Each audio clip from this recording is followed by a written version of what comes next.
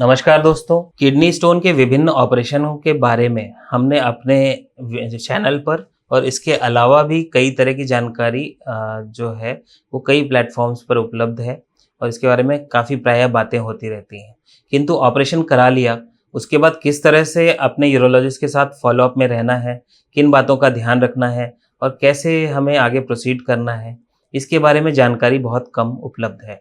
तो आज इस वीडियो के माध्यम से हम यही बात करेंगे कि आपका ऑपरेशन हो चुका है, उसके बाद आपको किस तरह से अपने यूरोलॉजिस्ट के साथ फॉलोअप में रहना है और किन बातों का ध्यान रखना है। तो पहला जो फॉलोअप की बात अगर मैं करूं तो फॉलोअप के लिहाज से किडनी स्टोन के ऑपरेशन के बाद के मरीजों को 3 कैटेगरी में बांटा गया है। पहली कैटेगरी वो जो सबसे कॉमन कैटेगरी है, स्टोन का ऑपरेशन हो चुका है, स्टोन पूरी तरह से निकल चुका है, आप स्टोन फ्री हो चुके हैं। तो अगर आप स्टोन फ्री हो चुके हैं तो आपको, अगर आपका स्टोन रेडियो ओपेक वैरायटी का था, यानी कि एक्सरे में पहले से दिखता था, ओपेक यानी अपारदर्शी चीज थी स्टोन, तो अगर वो पहले से दिखता था तो आपको अपने यूरोलॉजिस्ट के साथ एक्सरे कराकर भी आप फॉलो कर सकते हैं। सिंपल एक एक्सरे कराना है, हर 3 महीने पे कराना है और 2 साल तक अपने यूरोलॉजिस्ट के साथ फॉलोअप में रहना है। ऐसा इसलिए जरूरी है कि स्टोन दोबारा बन रही है तो हमें पता चल जाए, टाइमली पता चल जाए। दूसरा वैरायटी के स्टोन फ्री पेशेंट्स वो हैं जिनका स्टोन पहले ही एक्सरे में नहीं दिख रहा था, यानी कि वो रेडियोलूसेंट स्टोन था, यानी उसमें कैल्शियम कम था तो वो एक्सरे में नहीं दिख रहा था।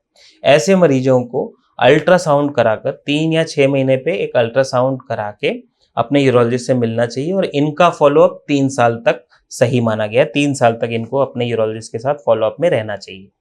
दूसरी मेन कैटेगरी जो है वो पेशेंट हैं जिनको स्टोन की सर्जरी हो चुकी है लेकिन छोटे मोटे फ्रैगमेंट्स उनके रह गए हैं।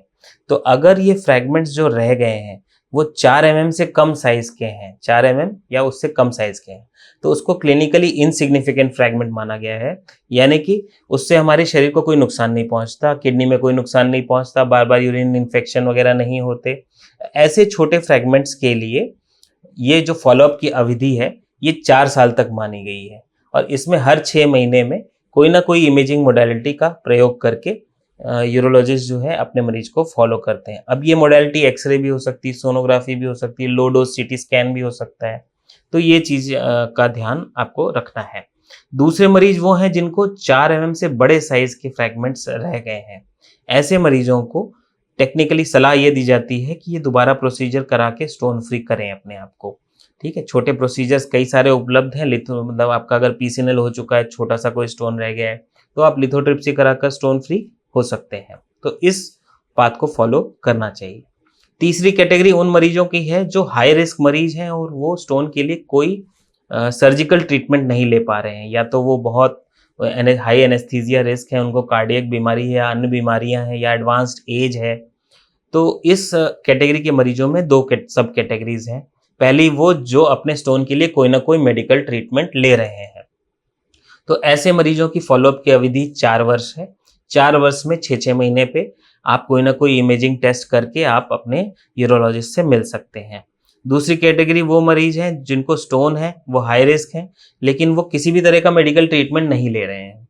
ऐसे मरीजों की फॉलोअप की अवधि जाहिर सी बात है ज़्यादा होती है, 10 साल तक होती है और इन 10 सालों में वो मेटाबॉलिक टेस्टिंग वगैरह करा के और उसके अलावा एक्सरे, अल्ट्रासाउंड या लो डोज सीटी स्कैन से अपने स्टोन्स को फॉलो कर सकते हैं। एक्सरे जो है वो सबसे कम खर्च वाला सीधा साधा टेस्ट है। रेडियो ओपेक स्टोन्स के लिए बेस्ट टेस्ट है। अल्ट्रासाउंड उन मरीजों के लिए खासकर प्रयोग में लाया जाता है जिनके स्टोन्स जो है एक्सरे पे नहीं दिखते और इससे किडनी में सूजन, किडनी की हालत का भी आइडिया एक लगता है। दूसरा जो सबसे एक्यूरेट टेस्ट है वो है लो डोज सीटी स्कैन।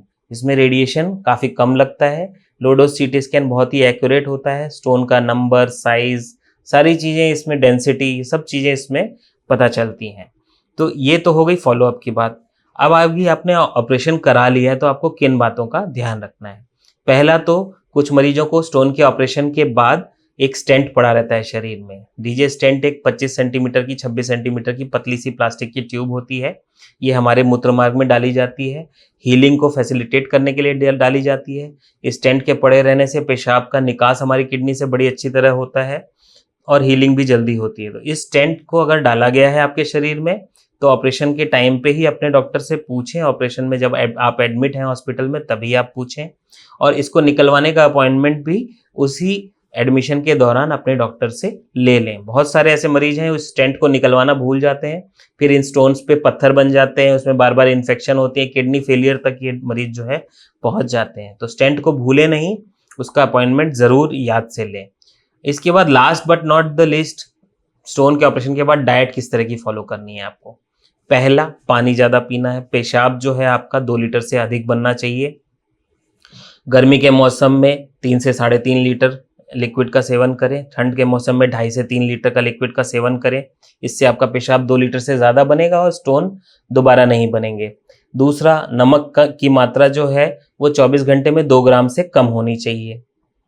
तो नमक का क्या है कि नमक जितना ज़्यादा आप लेते हैं सोडियम, उतना आपका यूरिन में कैल्शियम ज़्यादा निकलता है, और कैल्शियम से ही कैल्शियम स्टोन्स बनते हैं। तो नमक का सेवन यदि हम कम कर देंगे तो यूरिन में कैल्शियम की मात्रा कम निकलेगी, तो स्टोन्स भी कम बनेंगे।